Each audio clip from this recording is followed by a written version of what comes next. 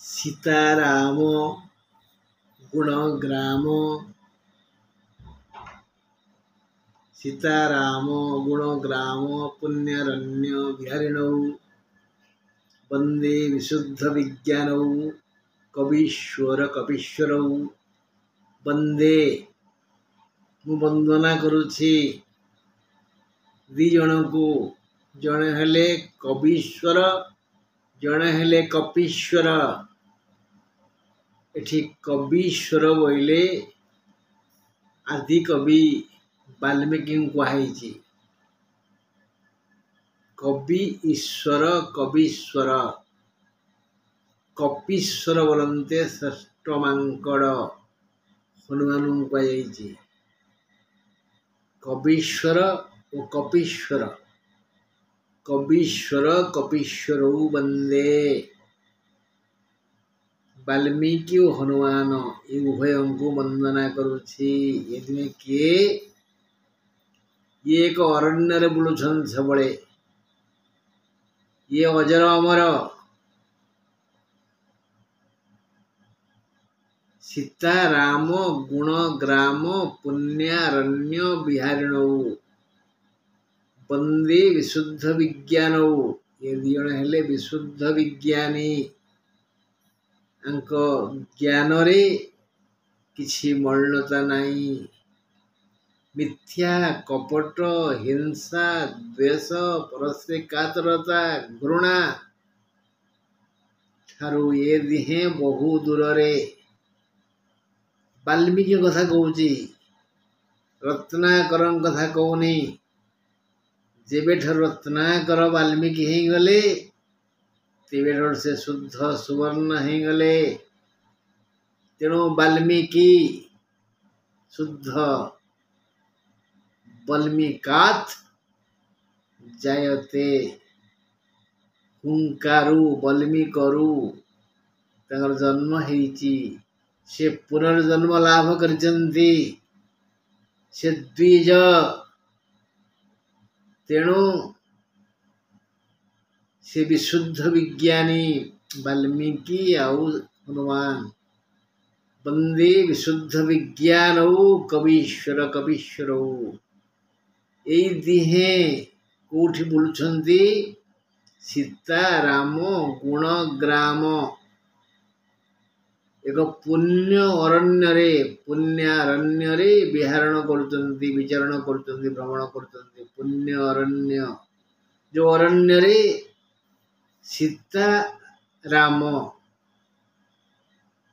सीता नामक किछि गछ लता गुल्म तरु राम नामक किछि गछ लता गुल्म तरु वनस्पति जो अरण्य रे अछि सीताराम गुणग्राम सीतांकर गुणग्राम रामंकर गुणग्राम ग्राम अर्थ एठी गाँ नुह ग्राम अर्थ है समूह सीतांकर समस्त गुण रामंकर समस्त गुण ये उभय गुण को सीतांकर समस्त गुण रामंकर समस्त गुण को जे आधार करिसंती आश्रित करिसंती आश्रय करिसंती एई दुई आश्रित वाल्मीकि और हनुमान ये दुहे निरंतर सीता रामंकर गुण समूह द्वारा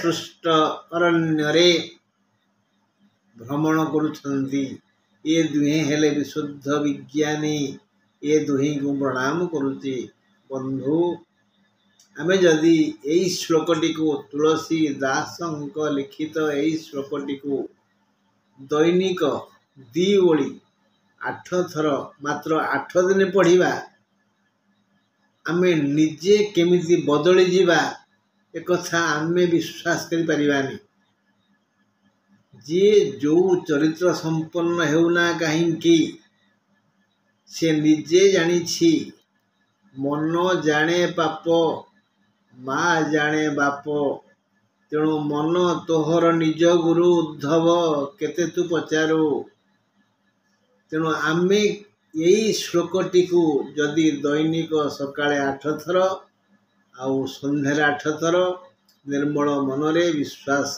शुद्धभक्त हो धुआ बा नुआ वस्त्र पिंधि ऐशान्य कोण मुह कर पढ़ा 8 दिन मात्र आम अनुभव निश्चय करवा आमर बहुत दोष दुर्बलता दूर हो जाइए। सीताराम गुणग्राम पुण्यारण्य विहारिणौ वंदे विशुद्ध विज्ञानौ कवीश्वर कपीश्वरौ। सीताराम गुणग्राम पुण्यारण्य विहारिणौ वंदे विशुद्ध विज्ञानौ कवीश्वर कपीश्वरौ। हे मोर कर्कट राशि प्रिय बंधुगण आमे आउ दिधाड़ी कहिबा जे कर्कट राशि शुभ दिन और अशुभ दिन ताहला कर्कट राशि घातवार बुधवार या सेप्टेम्बर 18-25 अक्टोबर 2 और 9 रे पड़िबो। घात नक्षत्र अनुराधा अक्टोबर 7 रे पड़िबो। घात तिथि षष्ठी तिथि सेप्टेम्बर 23 और अक्टोबर 9 रे पड़िबो।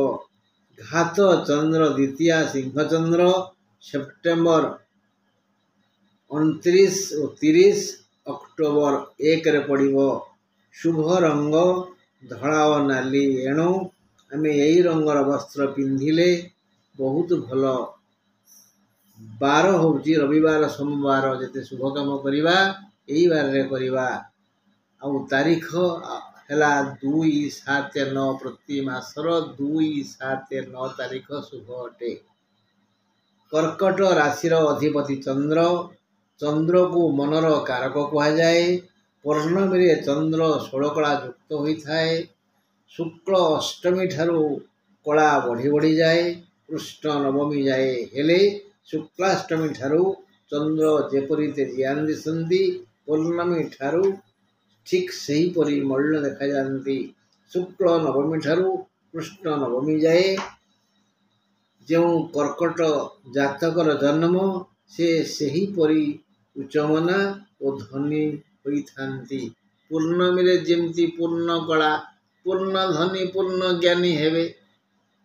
और जदि एपट सेपट चतुर्दशी कृष्ण चतुर्दशी शुक्ल चतुर्दशी शुक्ल चतुर्दशी अधिक हम कारण से उपरू जाऊँगी कृष्ण चतुर्दशी कमिब तलू आसूची सेमती शुक्ल त्रयोदशी कृष्ण त्रयोदशी बढ़ुची कमुची यही क्रम आमर जन्म जदि यही शुक्ल अष्टमी आउ कृष्ण अष्टमी भितर आम जापर आमर मन आमर धन आमर ज्ञान आमर शक्ति केते कौन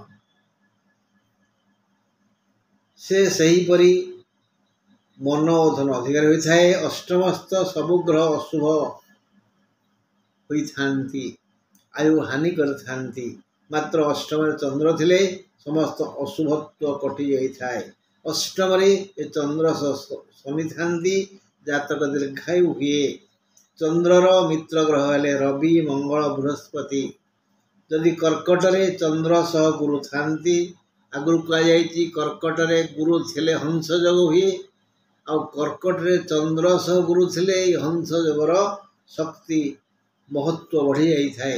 यह जदि लग्न होता है कर्कट राशि होती चंद्र अछंती गुरु अछंती लग्न होती तेबे यही गुरु चंद्र को बड़े बलियान होई निजर कर्कट ठारू पंचम बिछा को मकर को आउ मीन को देखती फल विद्या बुद्धि विवेक भाग्य धर्म कर्म तथा उत्तम जीवन साथी मिली थाए।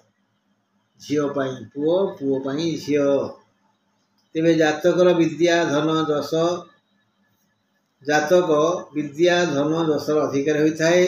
उत्तम जीवन साथी उत्तम भाग्य पाई बड़ धार्मिक बोलाई थाए। जदि यही कर्कट घर चतुर्थ सप्तम दशम होता है सेठारे चंद्र सह गुरु मंगल रवि थांती मित्रवान थांती गोटाए घरे रवि चंद्र मंगल और बृहस्पति ताहले एठी चतुसागर योग हुए।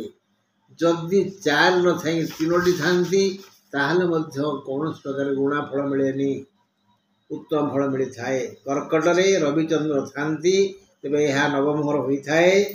तेबे दशमाधिपति रवि नवम रही बोली भाग्य देवी अपना थे आसी जानती। कर्कट रे रवि और चंद्र थिबे एवं ताहा नवम घर ही थिबो। कर्कट नवम घर ही थिबो तेबे रवि थिबे एठी भाग्य रवि भाग्य देवी अपना थे आसी ये जातक को कल्याण कर जानती, भाग्योदय हुए। अच्छा नवम रे रहिले रवि और चंद्र बास तापर देखिबा जदि मिथुन लग्न होई थाए एठारे केवल चंद्र थाए बा ता सह मित्र ग्रह रवि थांती तेबे यह धनी होवा लक्षण। मिथुन लग्न हेले कर्कट हेला द्वितीय घर, द्वितीय अधिपति हेले चंद्र, तेणु धनपति धन कर्म गो जदि निधन पो भवती नृपति पुत्र जदि धनपति धन रे बा कर्म रे थाए धन रे गला कर्कट रे गला चंद्र मिथुन लग्न ताले से महाधनी को होई थाए। बंधु धन तो निश्चय पाइबे, पाई तो गलेनी, तेणु धनी आपण हेले अन्य समस्त सहयोग करिवे। धन अर्जन धर्म करी धर्मे प्राप्त नर हरि रही। नमस्कार।